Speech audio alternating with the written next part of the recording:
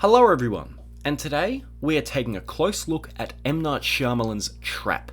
Trap follows a father and his teen daughter at a pop concert, where they realise that the concert is actually a trap to capture an elusive serial killer known as the Butcher.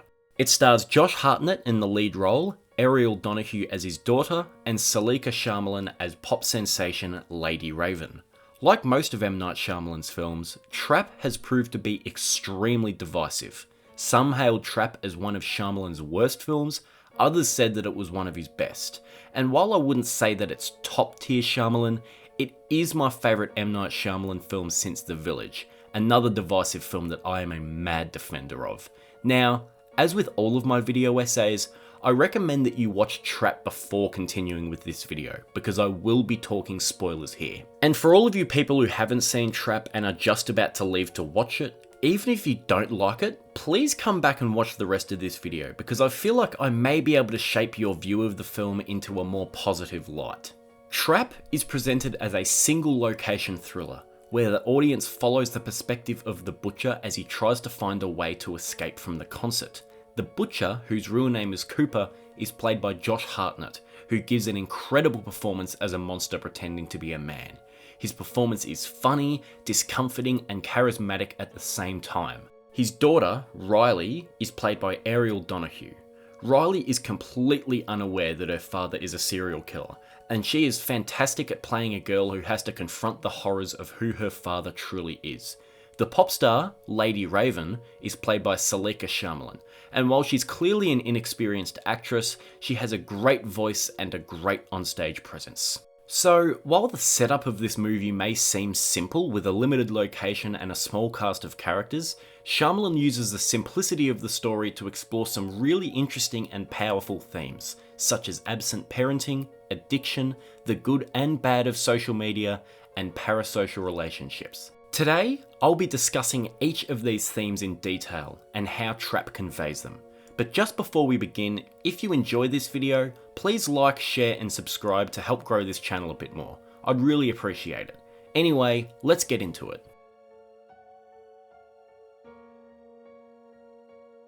The first theme that we're going to be looking at today is absent parenting, specifically the disconnect between a father and his daughter.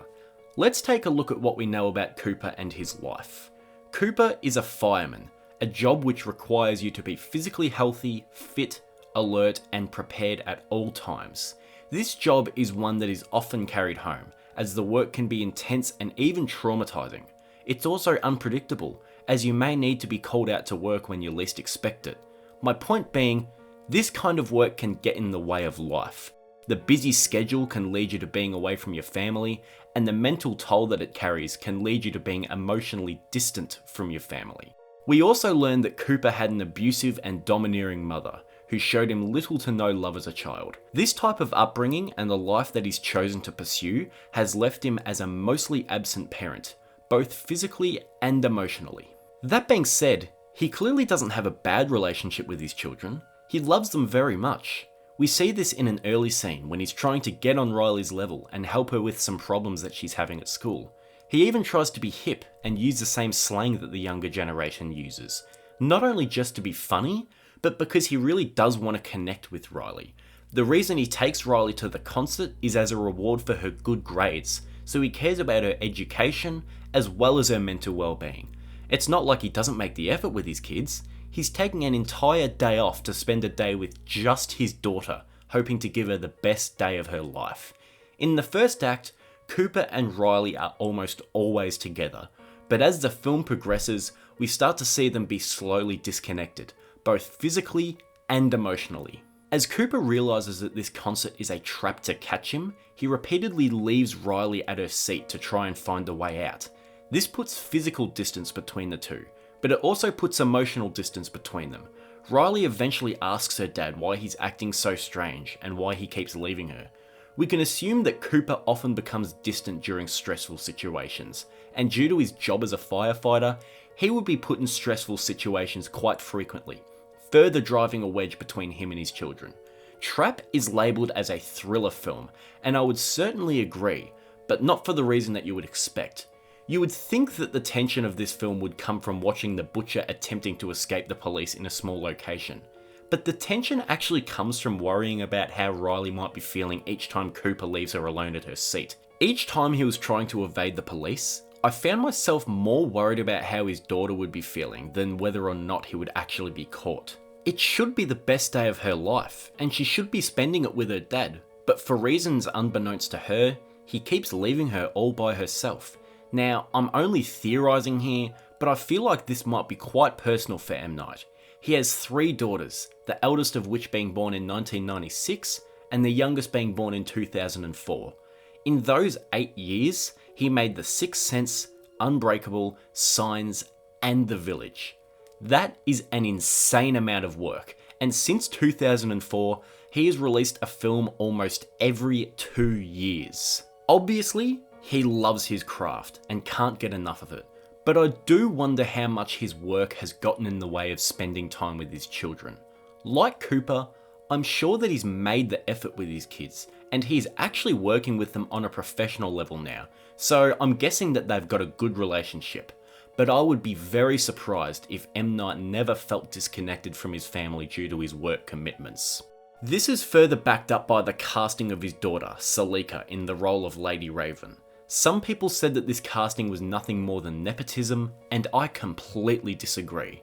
This film follows a father and his daughter, whose relationship isn't exactly negative, but is very clearly detached, and the casting of Salika hints that this father-daughter story is probably very personal to M. Night.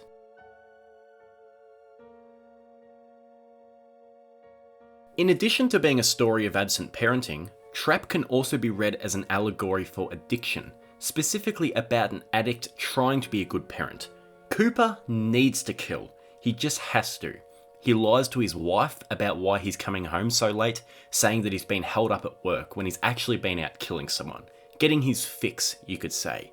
He lies to Riley at the concert saying that he needs to go to the toilet, but he's actually looking for a way out. He tells Lady Raven's uncle that Riley has leukemia so that Riley will be able to go backstage, hoping for an easy escape route out there.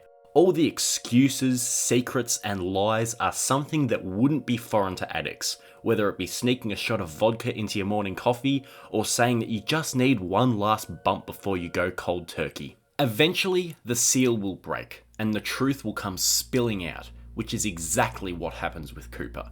He's one man living 2 lives, and those 2 lives eventually collide, revealing the darkness that he has so desperately tried to keep hidden from his family. Riley seeing her dad for what he truly is like a child seeing their alcoholic father in the middle of a drunken rage for the first time. It's not just fear in her eyes, it's sadness. Sad to see her father in such a state, and sad to discover that the big, strong firefighter dad isn't the man she has thought of him as for her entire life. The use of costumes visually show Cooper's facade slipping. He starts the film wearing a yellow jacket, which he eventually takes off, revealing a far darker shirt underneath, before finally taking his shirt off entirely for the final act. It's the slow peeling back of the onion layers of his character, and it visually represents the slow revelation of the person underneath that he was trying to hide.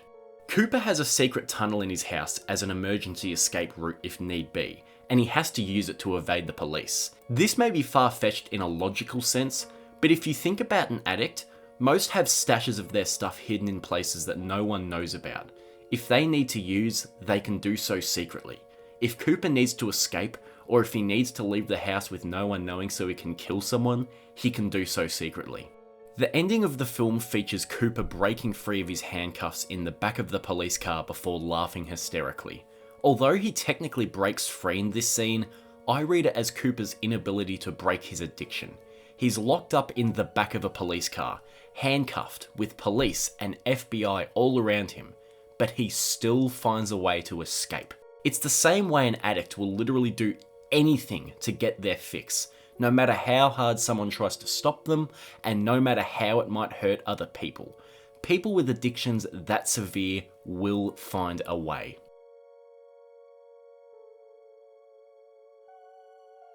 Social media is heavily explored throughout Trap. How does today's youth use social media? What positive and negative effects does it have on them? How does this create a larger gap between parent and child? Should celebrities use their profile to influence the public? all of these questions are asked throughout the film, and although not all are answered definitively, it leaves the audience with plenty of food for thought. As for the first question, how does today's youth use social media? I think I have a pretty good idea on the answer. I'm 20 years old, so I have grown up with social media. It's a way for everyone to stay connected. We can talk to anyone at any time, we can see what other people are doing if they choose to share it, and especially being a teenager during COVID, social media was a necessity for us. This sounds like it should be a great thing, right? Not so much. Being constantly connected and able to access other people never allowed me or anyone else to properly switch their mind off and enjoy some alone time for a few days. Seeing what other people post online, what they are doing, who they're hanging out with, how much fun they are having. They're all doing it without you. It's easy to get fear of missing out. This led to my mind constantly going round and round in circles, thinking about everything. Who my friends were, did they really like me, all this shit. And then when COVID came around, we were all put on hold. The longer I spent away from seeing everyone in person, made the inevitable return that much harder. And I felt like I'd missed 2 years worth of opportunities to connect. So yeah, social media while growing up isn't all that great. It complicates things. It has its good parts, but it strangely makes you feel so alone, even though you are more connected than ever. That's what Riley struggles with in Trap. She and her friends have had a bit of a falling out, and instead of being able to fully leave behind her dramas at school and enjoy the concert, she is still thinking about it because her friends post photos of themselves with each other without her. There's a scene early on when Riley is talking about it with Cooper while they're having some food. Cooper says to her how hard it must be for her to be able to see what her friends are doing all the time, and that is exactly it. It is so hard to switch off when you have a supercomputer in your pocket at all times that can tell you what your friends are doing without you. This also leads to an exchange that is used as a bit of comic relief, but really is quite important to understanding the divide between father and daughter. Cooper suggests that Riley should take a photo of her and Cooper together to make the other girls jealous, to show that she is also doing cool stuff. He even tries to use some slang from Riley's generation. Instead of saying jealous, he says jelly, to which Riley responds, "Don't say jelly, Dad." Cooper lets out a slightly confused and exasperated sigh, which is very funny, but it also shows that Cooper can't fully understand what it's like to be a child in today's world. He never was, and he never will be, and no matter how hard he tries to bond with Riley over it, he'll never quite get it. Another way that social media is explored in Trap is through celebrities, and how they use their platform to comment on issues and influence the public. Now, this isn't explored to the extent of the previous point, but it is still here, and well worth talking about. After Lady Raven calls the police on Cooper, she begins live streaming to her fans to ask them if they know a place with a broken lion statue, which is the last memory of Spencer, Cooper's most recent captive. Using her large audience, she eventually finds one person who recognises the description, which leads to Spencer being saved. Now, I'm sure that we can all think of a few celebrities who don't know how to shut the fuck up and love to use their image to try and lecture the public on certain matters, and I think I'm pretty safe in saying that most of us tend to look at these celebrities and roll our eyes. They sit there on their golden shitters in their ivory towers of houses and think that they understand what's best for the average person. It's ridiculous. And I don't think M Night is discrediting the audience by having the one instance of a celebrity using their social media presence in this film being indisputably for the greater good, but I do think he is suggesting that maybe the perspectives of the rich and famous aren't always completely out of touch. Political statements from celebrities are always going to piss someone off, but just in the past couple of months, we've seen some celebrities using their platform to help raise money for the LA Fire Department during the bushfires. Like anything, this will still rub some people the wrong way, but I think that most of us would see this as a kind gesture. Now, how sincere it might be from all of them, I don't know, and I'm not going to theorise about that. My point being, I think that Trap gives some validity to celebrities using their online presence, while not discrediting the public's general consensus that most of it is out of touch. I could be talking out of my ass here though, maybe I'm reading too far into it, But let me know what you think of this point, because I think that it's an interesting topic of discussion. The last topic I would like to discuss before wrapping up is parasocial relationships. If you don't know, parasocial relationships are one-sided relationships, where one person will be emotionally invested in the other person, spending time and energy on them, while the other person will be completely unaware of their existence. This often happens with celebrities, sports stars, and fictional characters. It's quite an interesting concept, and I'm sure that we've all experienced this in some way or another, whether it be a strong relationship or not.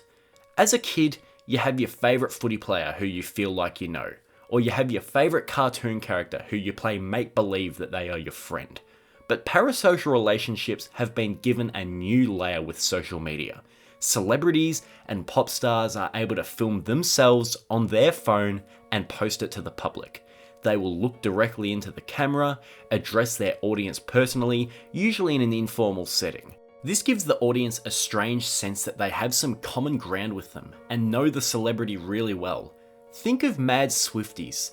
They all have a very strong parasocial relationship with Taylor Swift, when they've never even been in close proximity with her. They've never exchanged words, never made eye contact, nothing. Yet they feel such a strong connection to her. Lady Raven is the Taylor Swift of trap. All her mad fans are screaming like maniacs.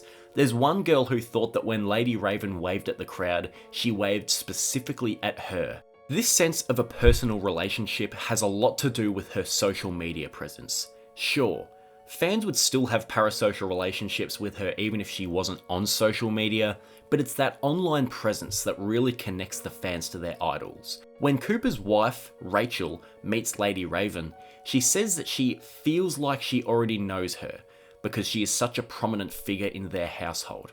Now, there's that saying as old as time to never meet your heroes because you'll only be let down, and this has a lot of truth to it. A lot of famous people may come across as really cool and down to earth behind a screen, but if you meet them in real life, chances are they'll be a complete arsewipe. But Trapp actually suggests that maybe this isn't always the case. Lady Raven is actually a really nice person. She's very nice to Cooper before realising that he's the butcher, and she's extremely nice to Riley, her mother Rachel, and her little brother. There's no one here to see these interactions but Riley and her family, so it's not like she's faking it. She also really cares for Spencer, and is clearly relieved when he's found. Trapp isn't trying to dispel a myth about celebrities and trying to say that they're all wonderful, but it is saying that they are people too, and maybe the way that they come across on social media is authentic. The parasocial relationship that Riley has with Lady Raven is basically identical to the way that their real life relationship ends up being.